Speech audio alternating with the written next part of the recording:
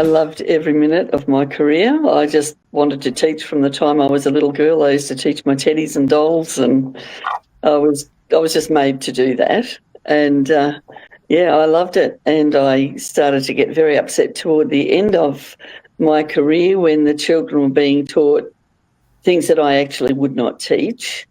But, you know, when you've got littlies coming into prep and grade 1 and being told just because they've got a vagina doesn't mean they're a girl, yeah, I couldn't do that. I got a few raps over the knuckles, but that's okay. Better than teaching the kids the wrong thing or upset, you know. I couldn't do it. I just couldn't do it. So I retired in 2020.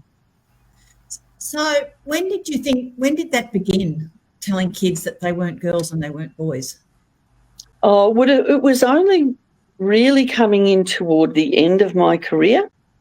There were other things in the social science books that were a little bit off, and I just kind of skimmed over those. But this was when it started to well, what happened is kind of digressing from the issue of abortion, but I received an email on my principal's email asking me what pronoun I'd like to be used.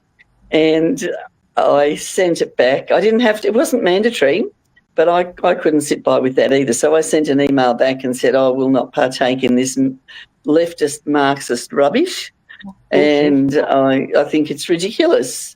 And so, of course, I got a phone call from higher up saying, oh, what have you done now? And I said, well, that's just the way I feel. And I was told, well, you didn't have to answer it. I said, no, I didn't have to answer it. I wanted to. I want to answer it. And I was asked if I knew who sent it out. And I said, I don't have a clue. And I was told, well, really, you should be worried because that came directly from the Director General. And I said, well, good, now he knows how I feel. And I was told to keep my principal's hat on and not see the things that were going on. And that's when I said to him, look, as long as my granddaughter is going into grade 1 to be told what I just said, that just because she's got a vagina doesn't mean she's a girl, I'm sorry, but I won't shut up.